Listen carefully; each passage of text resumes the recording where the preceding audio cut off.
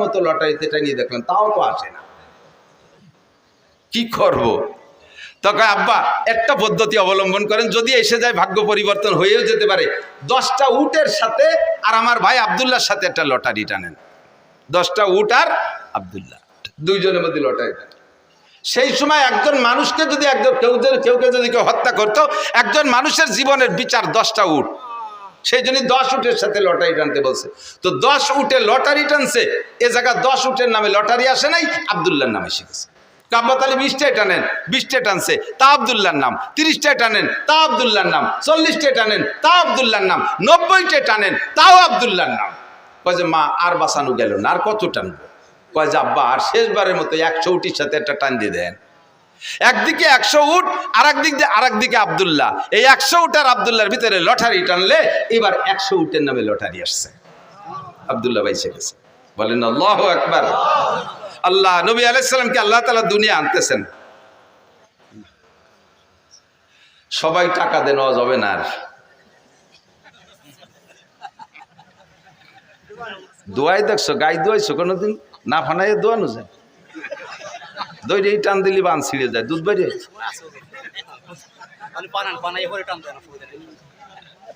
আল্লাহ একটু মিলাদ পড়ি না, মানুষ কয় যে কওমি হুজুরা মিলাদ পড়ে না, তাই মিলাদ পড়া শুরু হচ্ছে, তার মধ্যে এসে বাবা ঠেলি দিয়েছে না বাবা। আর অল্প একটু পড়িয়ে তারপরে জায়গায় চলে যাবেন ইনশাআল্লাহ। আমি যত ভালো আজ করি আপনারা খুশি হবেন বা আপনাদের প্রয়োজন মেটবে, কিন্তু গাইরেস্তের যে চাহিদা আছে তা পূরণ না করলে আমারে খাতি দেবে না। আল্লাহ কষ্ট নিয়েন না। তো আব্দুল্লাহর জন্ম, আল্লাহ আব্দুল্লাহ বেঁচে গেলেন 100 উটের বিনিময়। সেই থেকে বিচার হলো দিয়াত কয় রে, দিয়াত কয়, হদ দিয়াত।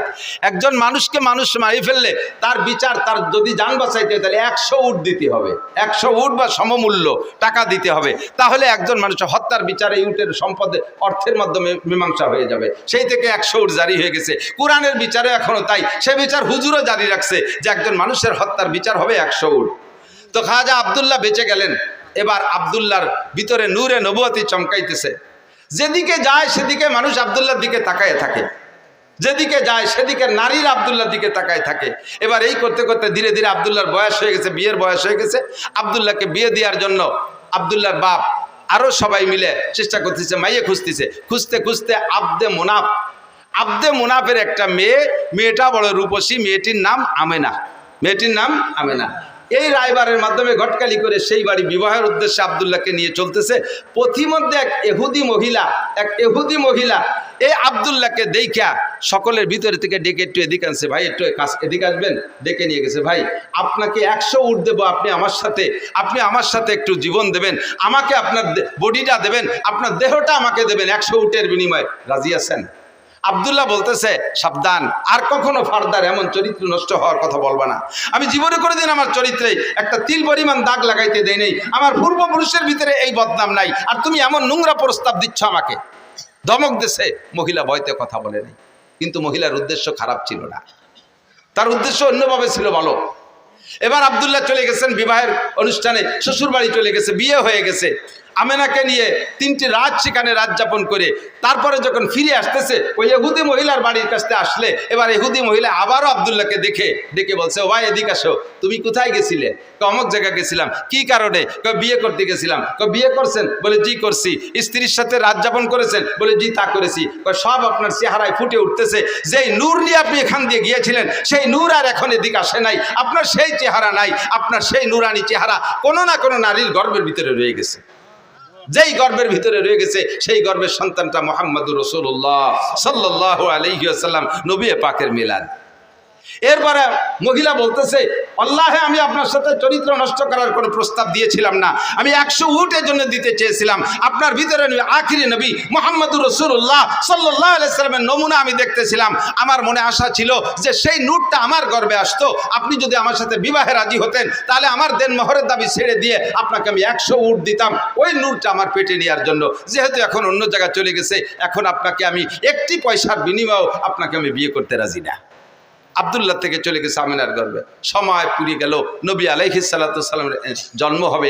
এই জন্মের কিছুদিন আগে হুজুরের আব্বাজি ব্যবসায় যে সেখানে ইন্তেকাল করেছেন। হুজুরের আব্বা আর আসেন নাই, মদিনার পথে ইন্তেকাল করেছেন। এরপরে নবী আলাইহিস সালামের জন্ম হলো। নবী আলাইহিস সালামের জন্ম যখন হয়, কিসরার সিংহাসনে পাথর লাগানো ছিল, যেই পাথরকে তারা পূজা করত, যেই পাথরকে শ্রদ্ধা করত, পাথর থেকে লাইট চমকাইতো। নবী আলাইহিস সালাতু ওয়াস সালামের জন্মের সাথে সাথে আরশে আজিমের মালিকের কুদরতি সিস্টেমে ওখান থেকে 14 খান পাথর খসে পড়ে গেছে। শিখা চিরন্তন নামে একটা আগুন জ্বালাইতে 1000 বছর পর্যন্ত, নবী আলাইহিস সালামের জন্মের সাথে সাথে এই 1000 বছরের যে শিখা চিরন্তন, যাকে অমুসলমানরা পূজা করত, ধম করে সঙ্গে সঙ্গে নিভে গেছে। আল্লাহু আকবার। আমার নবীর জন্ম হলো দুনিয়ায়, আসমান জমিন সব সুরভিত হলো, ফেরেশতারা নারায়ে তাকবীর দিচ্ছে, জিন্দা যারা টের পাইছে তারা সন্তুষ্ট খুশি হচ্ছে। এভাবে বিভিন্নভাবে নবী আলাইহিস সালাতু ওয়াস সালামের যে মানে ভবিষ্যৎ উজ্জ্বল হবে এটা অনেকেই টের পাচ্ছে, বিশেষ করে ইহুদি আর নাসারারা। লম্বা কিসসা সবটুক বলা যাবে না। নবীর জন্ম হয়ে গেল। নবী আলাইহিস সালাম মায়ের গর্ভে যতদিন ছিলেন, আরে ভাই খেয়াল করেন, মায়ের গর্ভে থাকলে বাচ্চা মাতৃ গর্ভে থাকা অবস্থায় মায়ের একটু বিরক্ত লাগে না? নবী আলাইহিস সালামের মা কখনো বিরক্ত বোধ করেন নাই। এবং জন্মের পরে, জন্মের সময় সব নারীদের রক্তক্ষরণ হয়। আমার নবীর জন্মের পরে নবীর মায়ের পেট থেকে কোনো রক্তক্ষরণ হয় না, কোনো নিফাসের রক্ত হয় নাই। বাচ্চাকে মায়ের পেট থেকে নাড়ি কেটে পৃথক করা লাগে। নবী আলাইহিস সালাম নাড়ি কাটা অবস্থায় জন্ম নিয়েছেন। বাচ্চারা একটু বড় হওয়ার পরে 6-7 বছরের ভিতরে খাতনা করাইতে হয়। কয় বছরের ভিতরে? 6 থেকে 7 বছরের মধ্যে খাতনা। আসলে বয়স কোনো লিমিটেড না, নিয়ম হলো পুত্র সন্তানদেরকে আমাদের মুসলমানদের সুন্নত হলো খাতনা করানো, ইব্রাহিম আলাইহিস সালামের সুন্নত। তা খাতনা করাইতে কোন বয়সে? মানুষের সামনে বাচ্চাটার প্যান্ট খুলতে গেলে, পরনের কাপড় খুলতে গেলে যখন লজ্জা বোধ করে, তার সেই লজ্জার টাইমের ভিতরে তারে খাতনা করাই দিতে হয়। তো লজ্জা বোঝে কোন সময়? 2-3 বছরের লজ্জা বোঝে, 3-4 বছরের লজ্জা বোঝে, 5 থেকে 6-7-এর ভিতরে সে লজ্জা বোঝে। মানুষের সামনে এবার প্যান্ট খুলতে গেলে, আমার ছেলেরে নিয়ে গেছে নদীর ঘাটে গোসল করতে, যে বললাম আব্বু তোমার শুকনো প্যান্টটা খুলিয়ে গোসল করো, সে সময় তার 6-7 বছর বয়স। ওরা আমি খোলার জন্য চেষ্টা, তুমি চিবিয়ে ধরে যায় না, আমি বলবো না, আঞ্চির মধ্যে একটা হবো না। বুঝলাম যে ওর মুসলমানি দেওয়ার বয়স হয়েছে। এই বয়সের মধ্যে মুসলমানি দিতে হয়। যদি মশালা এইটাই হয় যে মানুষের সামনে শরম গা বের করতে যখন লজ্জা পায়, ওই সময় তারে খতনা দিয়ে দিতে হয়, তাহলে আমাদের দেশের বর্তমান ছেলেদেরকে 20-22 বছরও মুসলমানি দেওয়া যায় না। কারণ 5-7 জন গোল হয়ে দাঁড়াইয়ে সেন্টারে দাঁড়ায় পেশাব করে, একে অপরের শরমকে দেখে একটুও লজ্জা পায় না। রাস্তার পাশে দাঁড়াইয়ে চেনটানি দিয়ে আশাইল বাগান ভিজে দিচ্ছে, সেচ দিয়ে দিচ্ছে, একটুও লজ্জা পায় না। কাজেই তাদের আর মুসলমানের বয়স এখনো পর্যন্ত হয় না, তাই নাকি? আমার নবীকে কোন দুনিয়ার মানুষের সামনে তার শরমগা খুলবে না, বিদায় আল্লাহ তাআলা তাকে জন্ম থেকেই এটা হেফাজত করেছে। জন্মসূত্রে নবী খাতনা করা অবস্থায় জন্ম নিয়েছেন। যদি কেউ জন্মসূত্রে কোনো বাচ্চা খাতনা অবস্থায় জন্ম নেয়, আমাকে দেশে পিরির সুন্নত হয়েছে। কোনো পিরির কোনো সুন্নত আছে? এটা কার সুন্নাত? নবীর সুন্নাত। নবী এইভাবে জন্ম নিয়েছিলেন, তোমার বাচ্চাটা সেভাবে জন্ম নিয়েছে। এটা বড় ভাগ্যবান সন্তান হতে পারে, একটু শুকর আদায় করি আলহামদুলিল্লাহ। আল্লাহু আকবার। এরপরে ধীরে ধীরে নবী বড় হইলেন। নবী পাক সাল্লাল্লাহু আলাইহি সাল্লাম যখন 3 মাস বয়স, সেই সময় ওই দেশের নারীদের প্রথা ছিল নিজেদের সন্তানদের দুধ নিজেরা খাওয়াইতো না, অন্য মহিলাকে পয়সা দিয়ে তাকে দিয়ে দুধ খাওয়াইতো। তো হুজুরের আব্বা নেই, হুজুরের গার্জিয়ান হুজুরের দাদা সাইবাতুল হামদ আব্দুল মুত্তালিব, হুজুরের চাচা খাজা আবু তালেব ইসের থেকে তায়েব থেকে, কবিলায় বনি সাদ থেকে, তায়েব থেকে এবছর গিয়েছি আলহামদুলিল্লাহ। হজের পরে উমরায় গিয়েছিলাম, আগে পরে কখনো যাইতে সুযোগ পাইনি। কবিলায় বনি সাদ হালিমা সাদিয়ার বাড়ি দেখতে গেছিলাম। ঘরবাড়ি নাই সে জায়গা, কিছু পাথর দিয়ে একটু নমুনা বানায় রাখছে যে এখানে হালিমা সাদিয়ার বাড়ি ছিল। ওর পাশেই কবিলায় বনি সাদ আছে, যেই বংশের মেয়ে উনি। তো দুর্বল গরিব মানুষ, একটা দুর্বল উট নিয়ে গেছে, হাঁটতে পারে নাই, উটেরও স্তন শুকিয়ে গেছে, উটের বাচ্চাও তার মায়ের দুধ পায় না। আর হালিমা সাদিও না খাওয়ার কারণে নিজের স্তন শুকিয়ে গেছে, ওনার একটা বাচ্চা আব্দুল্লাহ, সেও দুধ পায় না। এমতো অবস্থায় গেছে মদিনা মক্কায়, একটা বাচ্চাকে কিনে এনে কিছু পয়সার বিনিময়ে তার একটু দুধ খাওয়াবে। হালিমার এই শারীরিক অবস্থা দেখা কোনো পয়সাওয়ালার বা ধনী মানুষ যারা, তারা কেউ নারে বাচ্চা দেয়নি, কেউ নাকে বাচ্চা দেয়নি, একেবারে খালি হাত। অন্যরা সবাই ধনী গণী দেখে দেখে নিয়ে গেছে। আল্লাহু আকবার। আর হালিমাকে কেউ দেয় নেই। লাস্টে হালিমা তার স্বামীকে বলতেছে, একেবারে খালি হাতে চলে যাওয়াটা অপমানই মনে হচ্ছে, আর ওই বাচ্চাটাও এতিম বলে তারও কেউ নেই পয়সা দিতে পারবে না, আমরাও যে অবস্থা বাচ্চাটারও সে অবস্থা, এই অভাবের মধ্যে দিয়ে ওইটি নিয়ে যাই কেমন হয়? স্বামী একমত হলেন, ঠিক আছে নিয়ে যাও, ওইটি নিয়ে চলো। সেই বাচ্চাটা মোহাম্মদুর রাসূলুল্লাহকে খাজা আব্দুল মুত্তালিবের সাথে কন্ট্যাক্ট করে নিয়ে রওনা দিছে, নিয়ে মানে কোলে নেছে। কোলে নেওয়ার সাথে সাথে হালিমার শুকনো দেহের ভিতরে, তার শুকনো স্তনের ভিতরে একেবারে থম ধরে দুধে ভরপুর হয়ে গেছে। বাচ্চাও খাইছে, নিজের বাচ্চাও খাইছে আব্দুল্লাহ, আর নবী পাকও পেট পুরে দুধ পান করছেন। এর আগে 3 রাত পর্যন্ত আব্দুল্লাহ ঘুমোয় না দুধের অভাবে। উটের বাচ্চাটা ছটফট করতেছে দুধের অভাবে, উটের স্তনে দুধ নাই। হালিমা দুধ খাই, হালিমা দুধ খাইলেই তো তার দুধ হবে। এখন হালিমা দুধ খাবে কোন জায়গা থেকে? সেই শুকনো স্তনওয়ালা উটটার থন সম্পূর্ণ দুধে ভরপুর হয়ে গেছে। উটের বাচ্চাও খাইছে, দোয়াইয়ে উন্ডাও খাইছে, আরামসে ঘুমাইছে। যেই উটটা হাঁটতে শক্তি পায় না, সেই উটের পিঠে সওয়ার হয়ে 3 জনে রওনা দিছে। শক্তিশালী সব উটকে পিছে ফেলাইয়া আমার নবীর উট সবচাইতে আগে চলে গেছে। 3 মাসে বাচ্চাকে নিয়ে চলে গেছে। যখন 2 বছর পুড়ে গেছে, দুধ খাওয়ানোর মেয়াদ শেষ, এরপরে নিয়ে আসছে হালিমা আবার আমেনার কাছে, এনে বলতেছে, মা এই যে আপনার বাচ্চা। তা আমেনা বলতেছেন, বাচ্চাদেরকে মূল আদর্শ সামাজিকতা যদি শিখাইতে হয়, তাহলে মূল আদর্শ আর সামাজিকতা আছে গ্রাম অঞ্চলে। শহরে 12 ভেজালি মানুষ, শহরে 12 দেশের মানুষ, এ জায়গা মূল আদর্শ খুঁজে পাওয়া যায় না। আদর্শ আসল ভাষা গ্রাম অঞ্চলে, মূল আদর্শ গ্রামে। কাজেই বাচ্চাটাকে আরো কয়দিন রাখেন, আরো কিছুদিন রাখলেন। 4 বছর যখন রাখছে, 4 বছরের ভিতরে ফাঁকে একবার আব্দুল্লাহ আর হুজুর 2 জন পাশে এক জায়গায় খেলাধুলা করতে গেছে। হালিমার ঘরের থেকে বেরোইয়া আমি সে জায়গাটাও দেখে আসছি আলহামদুলিল্লাহ। যে জায়গায় হুজুর আলাইহিস সালাম খেলাধুলা করতে গিয়েছিলেন, হঠাৎ করে 2 জন লোক আইসা, জিব্রাইল আর মিকাইল, মানুষের রূপ ধারণ করে, তসতুম মিনাজ যাহাব মুলাবাতুম মিনান নূর মিনাস সালজ, বরফওয়ালা নূরের পানি একটা পাত্রে, স্বর্ণের একটা পাত্রে আইনা রাইখা নবী আলাইহিস সালামকে ধরে চিৎ করে শোয়াইয়া হলকুম থেকে নাভি পর্যন্ত ফেরি ফেলাইছে। এই ফাড়া দেখা আব্দুল্লাহ দৌড়ে চলে গেছে। মার গো মা, 2 লোক আইসা আমার বাইরে বুক পড়ি ফেলাইছে, আমার বাইরে ফেলাই দিল। হালিমা আর তার স্বামী 2 জন পাগলের মতো দৌড়ে গেছে, যে দেখে যে নবী আলাইহিস সালাম পড়ে আছে। এর ভিতরে কাজ সারি চলে গেছে, অপারেশন হয়ে গেছে। বুক ফাইড়া কলিজা বের করে, হাড় লাঞ্চ বের করে, ওই পানি ঠান্ডা পানির মধ্যে ভিজাইয়া ভালো করে নাড়াচাড়া করে, সুন্দর করে ধুয়ে মুছে পরিষ্কার করে, কলিজার ভিতরে আরেকটা অপারেশন করছে। তার ভিতরে ছোট্ট একটা রক্তের টুকরা ছিল, ওইটারে বের করে ফেলেছে। এইটা হলো নফস। এই রক্তের টুকরাটা নফসকে বের করে দিয়ে পরিষ্কার করে ভিতরে সেট করে দিয়ে বুকটারে ডলা দিছে, সুন্দর করে সে আগের মতো হয়ে গেছে। হুজুর উঠে চুপ করে বসে আছেন। হালিমা এসে, বাপ কি হয়েছে আব্বু, তোমার কি হয়েছে? তো কাজে আমি তো দেখলাম 2টা লোক আসলেন, এরপরে কি হয়েছে আমি তা কইতে পারি না। দেখে যে বুকের এখানে একটা দাগের মতো আছে। যা বলছে আব্দুল্লাহ তাই। 3 মাসে বাচ্চার ভিতরে কোনো ইনসাফি মিজাজ হতে পারে, কোনো যোগ্যতা হতে পারে? 3 মাসের বাচ্চা বিচার ন্যায় বিচার বোঝে? আল্লাহ পাক রব্বুল আলামিন নবী পাককে জন্মসূত্রে এমন একটা চরিত্র দিয়ে তৈরি করেছেন, যার জন্মের পর থেকে কখনো এই চরিত্রের ভিতরে কেউ তিল পরিমাণ দাগ দেওয়ার সুযোগ নেই। আল্লাহ পাক বলেন, ওয়া ইন্নাকা লাআলা খুলুকিন আযীম, আপনাকে জন্মসূত্রে সর্বোত্তম চরিত্রের অধিকারী করে বানাইছি। জন্মসূত্রে আপনি ন্যায় বিচারক, জন্মসূত্রে আপনি আখলাকি, জন্মসূত্রে আপনি শিষ্টাচারওয়ালা, জন্মসূত্রে সর্বোত্তম চরিত্রের অধিকারী। 3 মাসে বাচ্চা আমেনার ঘরে যাইয়া কখনো আমেনার 2টা স্তনের দুধ খেয়ে সাবাল করে দেয় নাই। নবী তো ইচ্ছা করলে করতে পারতেন, আমার দাদা টাকা দেবে, আমি কেন একটা দুধ পান করব? 2টা দুধ পেট ভরে খেয়ে থাকলে তার ছেলে খাবে, নইলে খাবে না, আমি তো টাকার বিনিময়ে খাবো।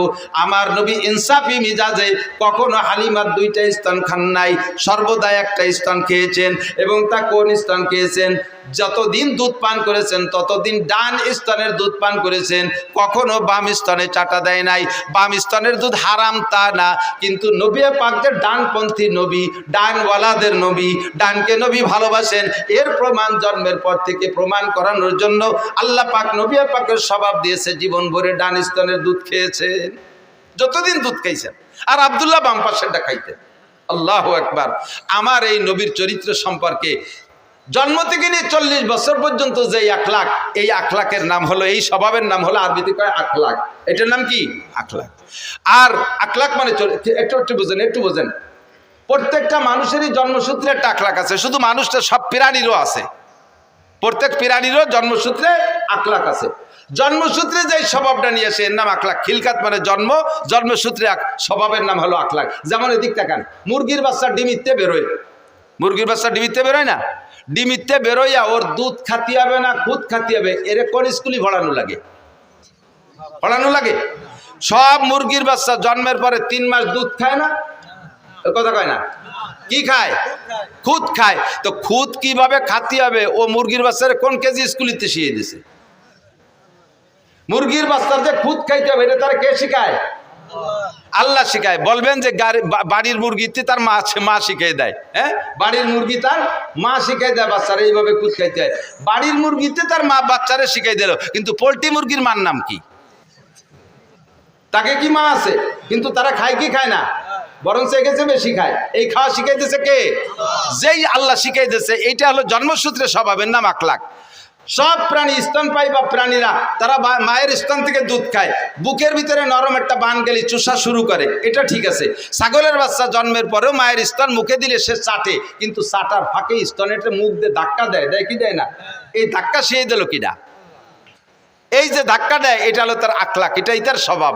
মানুষের বাচ্চা দেখবেন দুধ খায়, এক স্তন মুখে দিয়ে চাটে, ওই বাচ্চাটা মার আর এক দুধের বুটা এরকম নাড়াচাড়া হতে তালে তাই, ওই বুটা নাড়াচাড়া দিলে ওই বুটার ভিতরে দুধ আছে, এলো পানায়। এটাই সিস্টেম, এটা আখলাক, এটা ওরা শিয়ে দেওয়া লাগে না, ঠিক না? এইরকম আখলাকগত দিক দিয়ে যদি বিবেচনা করেন, তাহলে আমার নবীর আখলাকের চাইতে জগতে আর শ্রেষ্ঠ আখলাক ওলা কেউ হইতে পারে? এই নবীর আখলাক নিয়ে যদি কেউ কটূক্তি করে, সমালোচনা করে, কেউ যদি গালি দেয় আর নিন্দা করে, তাহলে তার মুখে আমরা ময়লা মাখাইয়া জুতো মারি। কথা বলুন ঠিক ঠিক না? আমার নবীর সম্পর্কে কেউ যদি কথা বলে, একটা ফুলের টোকাও মারে, আমার জীবন দিয়ে তার প্রতিবাদ করতে প্রস্তুত যুবক। কথা বলুন ঠিক ঠিক না? কখন আমরা এটা সহ্য করতে পারি না। এই জন্য আপনাকে আমাকে আল্লাহ পাক রব্বুল আলামিন নবী মদিনায় যাওয়ার পরে মহব্বতের সাথে ডাক দিয়ে বলে, ইয়া আইয়ুহাল্লাযীনা আমানু, হে অন্ধ জগতের অটল বিশ্বাসী পাগলরা। কুরআন শরীফের ভিতরে যত আয়াত আছে ইয়া আইয়ুহাল্লাযীনা আমানু, এই আয়াতগুলো মদিনায় নাজিল হয়েছে। এর অর্থ হলো, হে অন্ধ জগতের অটল বিশ্বাসী পাগলরা, তোমরা নবীর সুন্নতের পর আমল না করলেও নবীর মহব্বত তোমার অন্তরে আছে, তুমি অন্ধ জগতের অটল বিশ্বাসী পাগল। কোন যুবক যদি মুসলমানের সন্তান যদি নামাজ নাও পড়ে, এমনকি কোন যুবক যদি মুসলমানের সন্তান নামাজ নাও পড়ে, রোজা নাও রাখে, টুপি জীবনে পরে নাই, দাড়ি জীবনে রাখে নাই, কোনোদিন সুন্নতে পোশাক পরে নাই, যে কোনোদিন ঢিলাকুলুক ব্যবহার করে নাই, একবারও জীবনে মেশাক মুখে দেয় নাই, কোনোদিন দস্তারখান বিছিয়ে খানা খায় নাই, সুন্নত নামাজ তো দূরের কথা ফরজ নামাজও পড়ে না, রমজান মাসে রোজা রাখে না, মুসলমানের সন্তান নাম তার জামাল উদ্দিন, বাপের নাম কামাল উদ্দিন, এই মুসলমানের সন্তানের সামনে যদি আল্লাহর নবীরে কেউ গালি দেয়, মুসলমান যুবক বলো, তাহলে তোমার জীবনের শেষ বিন্দু রক্ত দিয়ে প্রতিশোধ নিবা কি নিবা না? নবীকে দেখি নাই, মোহাব্বত আমার অন্তরে আছে, যদিও নফসের ধোঁকায় পড়ে শয়তানের প্রেমে পড়ে আমি সুন্নতের আমল করতে পারি না। তবে মুসলমান যুবক ভালো করে মনে রাখো, দুনিয়ায় তুমি কার কাছ থেকে আদর্শ শিখবা?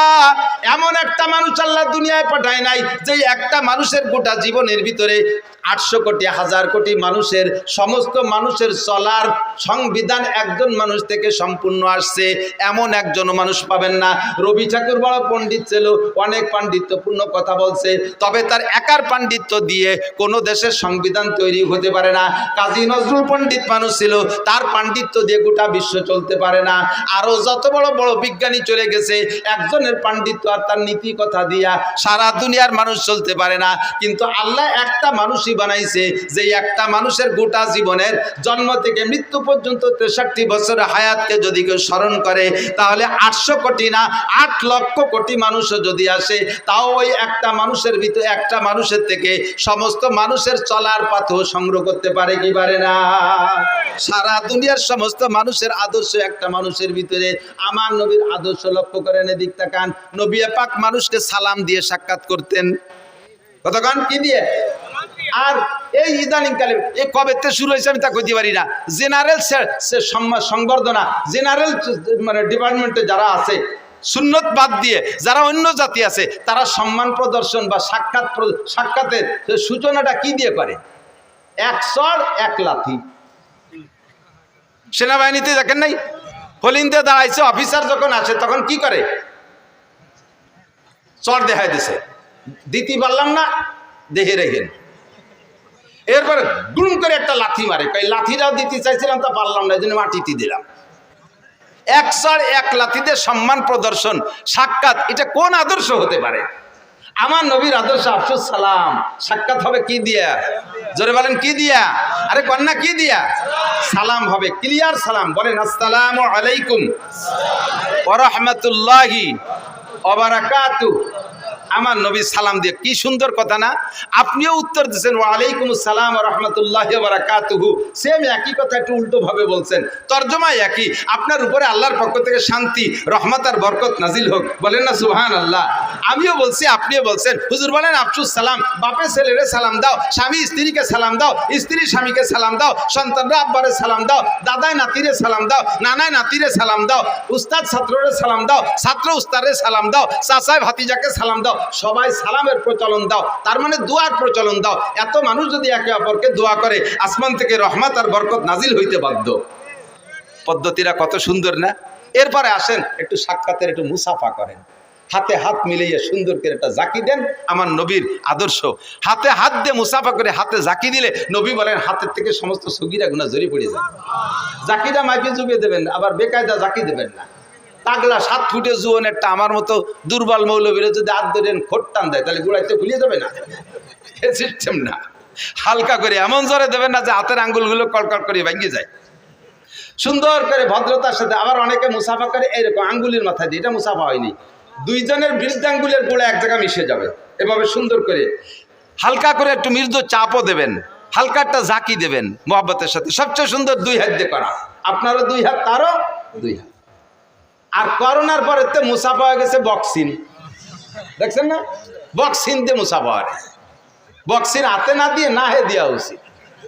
হাতের মধ্যে করোনা ঢুকছে, শয়তানি যত আইসে গেল না কয়ে পারি না। করোনার সময় সুয়াইসে বানাইছে করোনারে। একজনের সাথে একজন কথা বলতে গেলে দূরত্ব বজায় রাখতে হবে। মুখের শ্বাস আর একজনের মুখের ভিতরে চলে গেলে তার ভিতর দিয়ে নাকি করোনা চলে যায়। আল্লাহর রহমতে করোনার বছর প্রত্যেকদিন আমাদের মাহফিল ছিল। একই মাইকে 5-6 জন বক্তা আমরা ওয়াজ করে গেছি। আমি কথা বলতেছি, হালকা হালকা থুকও ছিটতেছে, ওর মধ্যে যাচ্ছে, শ্বাস যাচ্ছে। আমার পরে আর একজন আসতেছে, প্রায় 500 বক্তার সাথে করোনা সিজনে ওয়াজ করলাম। এর একজনের কি করোনা ছিল না? তো ওর মধ্যে তো আমার নাহের মধ্যে করোনা গেল না। এত করোনা আসে কোন জায়গাতে? সম্পূর্ণ মিথ্যে কথা। স্কুল কলেজ ইউনিভার্সিটি সব বন্ধ করে দিয়েছিল, কেজি কিন্ডারগার্টেন সব বন্ধ, আমাদের মাদ্রাসাগুলো খোলা ছিল।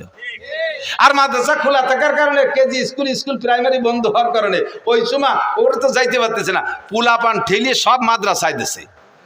বাড়ি থেকে স্কুলে 5-6 ঘন্টা থাকে, মা বাপ কিছুক্ষণ বিরত থাকে। আর স্কুল বন্ধ, সব বাড়ি থেকে আটা আদাও চানাচুর খাবো, আব্বা আটা আদাও মামা খাবো, আম্মা আটা আদাও বড় মামা খাবো, এ নানা খাবো দাদা খাবো। এ খাতি খাতি মার আসল সাহেব, বাপের পকেট শেষ। দায় ঠিক কয় দিয়ে আশেপাশে মাদ্রাসা খোলা আছে নাকি, এ তোর বাড়ি রেখে টিকতে পারতেছি না। দাইবে এসে মাদ্রাসায় দিয়েছে, মাদ্রাসা ওভারলোড হয়ে গেছে। মাদ্রাসার ঘরের জায়গা কম, ছাত্র বেশি, সুতি দেবো কোন জায়গায়, কিভাবে রাখবো? ইলিশ পাইলিং জেলখানার মতো ক্যাসিং দিয়ে ঠ্যাঙের মধ্যে পা উড়িয়ে দিয়ে একটার সাথে একটা মিশাই কাজ করে ঠাইসে পাড়াইয়ে গাদায় ছোঁয়াই তুইছি। একটা নাকের নিঃশ্বাস বেরোইয়া আর একটা নাক দিয়ে বিয়ে পিছন দিয়ে বার হয়ে গেছে, তবু আল্লাহর মধ্যে করোনা হয়নি। কতক্ষণ ঠিক না? বয়তে যারা ডবল মাছ ঠুসি পড়ছো তারাই করোনায় মরছো। ইসলাম, আল্লাহ নবী বলেন ইসলামের মধ্যে সোয়াইসে বলতে কিছু নাই, ইসলামের মধ্যে লক্ষণ বলতে কিছুই নাই। সোয়াইসেও নাই, লক্ষণও নাই। রাতের বেলা লক্ষণ রে ভয় পায়। রাতের বেলা বুতুম পাখি ডাকে, আদওয়া হাম এরকা হাম বুম। বুতুম পাখি ডাকলে ওই আরবে প্রথা ছিল, বিল্ডিং এর ঘরের উপরে ছাদের উপরে কুক কুক করে ডাকলে কার জন্য আগা ফাদা হবে না, রোগ ব্যাধি হবে, কইতো না এরকম। এখনো গ্রামাঞ্চলে তো এই প্রথা চালু আছে। আদৌ বিশ্বাস করবেন না, সে ডাকতেছে রাতের বেলা, সে জিকির করে, কুক কুক করে জিকির করে। আর আপনি যদি কন যে ও রোগ ব্যাধি ডেকে আনতেছে, তো জিকির করবে কি? আপনি তো না হেতেল যে ঘুমাইছেন, ও তো একটু জিকির করে। তাও যদি আপনার রোগ আনে তাহলে আনলি আনা। কাউরা বাড়ির মধ্যে ডাকতে ডাকতে গেছে, কি যেন দুঃসংবাদ দিয়ে গেল। তা কাউ বাড়ির মধ্যে ডাকতে ডাকতে কি করে কা কা করে ডাকছে না? তা কাউ কি কাকা ছাড়া আর কি কোরআন শরীফ পড়তে পড়তে যাবে? তুমি মুসলমানের জীবনে আলহামদুলিল্লাহ পারো না, আর কাউরিতে কোরআন শরীফ পড়াচ্ছ। আর সে ডাকলি তোকে যদি গজব আসে তা আসুক, কিছু মনে করো না, এগুলো কিছুই না। ইসলাম যা বলতে চাইছি, এই সেই শেখে শুরু হয়েছে বক্সিং দিয়ে মুসাফা। এটা সম্পূর্ণ সুন্নতের খেলা। মুসাফা করবেন নিয়মতান্ত্রিক। এরপর একটু মোয়ানাকা, নবী পাক পাকে ভালোবাসা বিনিময়, সিনার থেকে সিনার সাথে মোহাব্বত বিনিময় করা হয়, গলার সাথে গলা মিশন। আরবিতে কয় মোয়ানাকা। উনুকুন মানে গর্দান, দুইটা গর্দানকে মিলে নুকে বলে মোয়ানাকা। এটা হবে সিস্টেম। প্রত্যেকের ডাইন পাশে একবার, প্রত্যেকের ডাইন পাশে আবার মুখস্থ করেন। মোয়ানাকা কয়বার, কুলাকুলি কয়বার? প্রত্যেকের ডাইন পাশে। আপনিও ডাইন আনবেন, আমিও ডাইন আনবো, তাহলে এক পাশ হবে, 3 পাশ না। এক পাশে গলা মিশিয়ে দেবেন, সুন্নাত। গলা মিশাবেন, পেট না। বুড়ি এত বড়, গলা মিশানো কত কঠিন না? পেটে পেটে 2 ঘষায় দিয়ে ছিল, এটা সুন্নতই নেই। মুআনাকা কুলাকুলি, স্বামীতে স্ত্রীর সাথে কুলাকুলি করবে, স্ত্রী স্বামীর সাথে করবে, তাই বলে কোনো দুলোভাই শালীর সাথে মুআনাকা করবে না, কুলাকুলি করবে না। ও জায়গা কুলাকুলি করলে কবিরা গুনাহ, জিনার গুনাহ। কথা বলুন ঠিক ঠিক না? স্বামী স্ত্রী কুলাকুলি করবেন, স্বামী স্ত্রী যখন কুলাকুলিতে গলা মিশাবেন, আল্লাহ ফেরেশতাদেরকে বলে, দায়িত্বশীল ফেরেশতাদেরকে, ওই দুটেরে নূরের পর্দায় দিয়ে ঘিরে দাও, ঘিরে দিয়ে তোমরা আর একদিক ফিরে চেয়ে থাকো, ওদের কিন্তু ফিরবা না। ওরা ওই অবস্থায় সারা রাত যা করুক, ওকে আমল নামায় নফল নামাজ লিখতে থাকো। বলেন না সুবহানাল্লাহ? নবী পাকের আদর্শ সব জায়গা সুন্দর না অসুন্দর? আমার এক হিন্দু ভক্ত আছে, অনেক হিন্দু ভক্ত আছে, ওই হিন্দু ভক্তরে কইলাম আমাদের ইসলাম তো সব জায়গা আছে, আমি একটা কয়ে দিতে পারি, যেখানে হাত দেবো সেই জায়গায় ইসলাম। সব জায়গায় দোয়া কালাম আছে না নাই? স্বামী স্ত্রী মিলনের আগেও দোয়া আছে না নাই? আল্লাহুম্মা জান্নিবনা শায়াতিন ওয়া জান্নিবিশ শায়াতিনা ফীমা রাযাকতানা। এসে গেলে একটু বলে যাই, মানুষের যখন স্বামী স্ত্রী মিলনে যায়, তখন চরিত্রহীন শয়তান ওই পুরুষের সাথে ওই একসাথেই মিলনে শরীক হয়ে যায়। তখন পুরুষের বীর্যই গর্ভধারণ করবে, কিন্তু শয়তান বা জিন যদি একসাথে করে, তাহলে ওইটার সাথে ওই শয়তানের কিছু আসর থাকার কারণে ওই বাচ্চাগুলো রক চড়া হয়, মিজাজি হয়, একটু উগ্রপন্থী হয়। যেহেতু শয়তান তো গরম আগুনের তৈরি, তার কিছু প্রভাব ওর ভিতরে চলে আসে।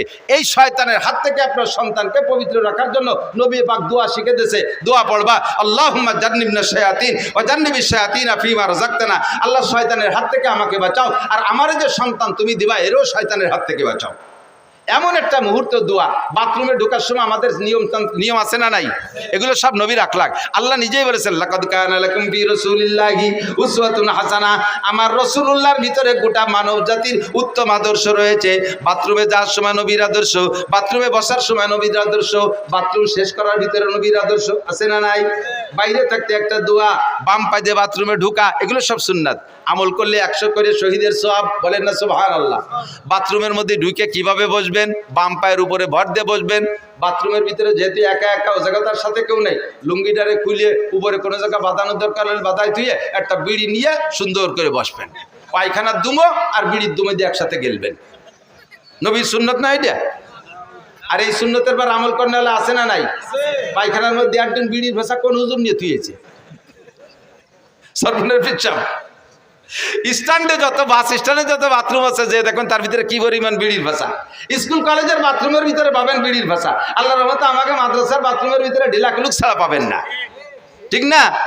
হাটাজারি মাদ্রাসা যখন প্রথম তৈরি হয়েছে, আপনাদের মাদ্রাসার মতো ছোট হাটাজারি মাদ্রাসা প্রথম হয়েছে, তা হাটাজারি মাদ্রাসা একটা ঘর, আর বাথরুম অতটা ভালো না। সে সময় ড্রেন কাইটা বাঁশ দিয়ে বাথরুম বানাইছে, পাহাড়ি সন্ধে বেড়া।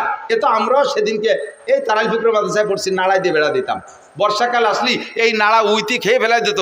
এক পায়খানায় বসলে 3 পায়খানার মধ্যে আর কেউ বসার কায়দা ছিল না, একটা দিয়ে 3-4টে দেওয়া যাইত। এখন ওই বাথরুমের সংখ্যা কম, ছাত্র হয়ে গেছে বেশি। হাটাজারি মাদ্রাসা, হাটাজারি মাদ্রাসার ছাত্ররা ফজরের সময় যখন বেশি ভিড় হয়ে যায়, একসাথে চাপ পড়ে, তখন বাথরুম জায়গা না পাই আশেপাশে জমিতে যে বসে পড়ে। পাশের এক জমি লাল করে ফেলাইছে রাগিয়ে, সার লাগবে না বুনে দিছে। কৃষক ওই জমিওয়ালা চাষ দিতে আইছে, গরু নিয়ে হাল্লা করে জুড়িয়ে ওর মধ্যে নামতে পাও দিয়ে জায়গা পাচ্ছে না। এখন আইসা হুজুরি কাছে গরু ওই জায়গায় দাঁড় করে তুই হুজুরে বলতে, হুজুর আইসে দেন আমার জমি কানে একটু শশী দিয়ে যান। কিভাবে নামবো? হুজুর যেতে সত্যি বেকায়দা। হুজুর বলেন যে তো ঘটনা কি, তো তুমি আমাকে পর খেপছো কে? সব আপনার হুজুররা পায়খানা করছে। হুজুর কয় পায়খানার গায়ে কি হুজুর লেখা আছে? এদেশের গ্রামের মানুষও তো আঁকতে পারে, তোমার সাথে জ্ঞান দাম থাকলে তারা হচ্ছে তোমার জমি নষ্ট হচ্ছে। তুমি আমার তালবি আলিমকে দোষ দাও, না হুজুর তালবি আলিমরাই পায়খানা করছে। আলামত হলো প্রত্যেক পায়খানার সামনে 3-3টে কুলুক। পাবলিকে ও কাম করে না, এই কুলুক দিয়ে বুঝছি না, পায় ঢিলা দেখে বুঝছি না হুজুররা পায়খানা করছে। হুজুর কয় আলহামদুলিল্লাহ। উনি কয় এটা হুজুররা পায়খানা করছে, 3 দিন কুলুক দেখে চিনছি। হুজুর শুনে খুশি দিকে আলহামদুলিল্লাহ। আমার বুই বইরে পায়খানা করলে আপনি খুশি হলেন? বাজারে পাগল, তোর পায়খানা সব আমি সাফ করে দেবো, লাস্টে জমি আমি চষে দেবো। আমি যে উদ্দেশ্যে মাদ্রাসা করছি সেই উদ্দেশ্যের একটা বাস্তবায়ন ওখানে হয়েছে।